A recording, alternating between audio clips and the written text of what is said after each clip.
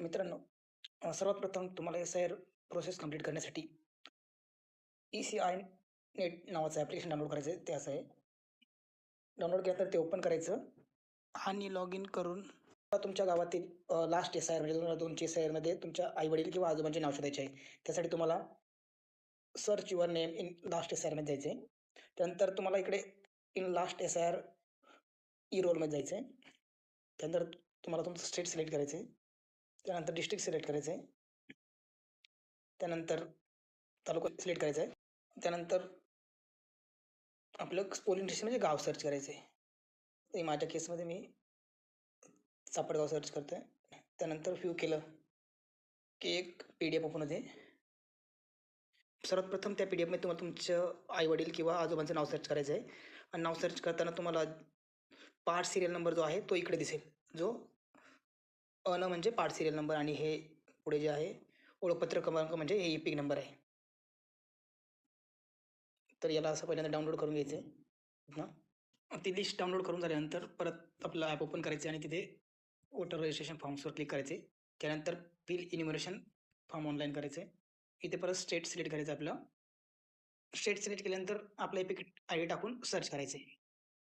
Number टाकून submit केल्यानंतर हे पेज ओपन होईल. इथे तुम्हाला तुमचा मोबाईल नंबर टाकून ओ-टी-पीने व्हेरिफाय करायचं आहे.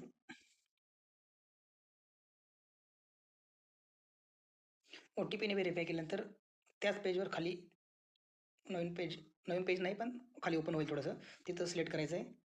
तुमचं आजी-आजोबा किंवा ग्रँडफादर, ग्रँडमदर असेल तर ते किंवा मग ते 2006, 25-26चा एस-आय-आर. पण 2025-26 साली केंद्रशासित प्रदेश आणि वेस्ट बंगालच्या थोडेसे राज्यांमध्ये झाली होती. महाराष्ट्रामध्ये 2002, 3, 5 साली झाली आहे. त्यानंतर मग स्टेट सिलेक्ट करायचं आहे.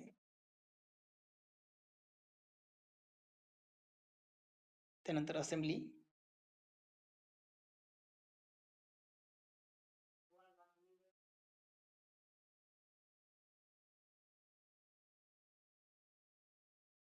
असेंब्लीमध्ये सिन्नर आपली जी असेल तुमची. त्यानंतर पोलिंग स्टेशन तुमच्या गावाचं नाव जे काय असेल ते.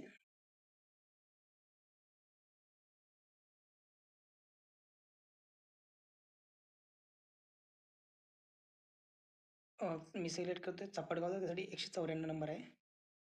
आता इथं पार्ट सिरियल नंबरमध्ये तुमच्या 2004-5च्या जी एस-आय-आरची लिस्ट आहे त्यामध्ये तुमच्या आई-वडिलांचा किंवा आजी-आजोबांचा जो नंबर असेल सिरियल नंबर तो टाकायचा आहे आणि इथं रिलेशन सिलेक्ट करायचं आहे. त्यानंतर इथं आलेले डिटेल्स चेक करायचे आहे. चेक बॉक्सवर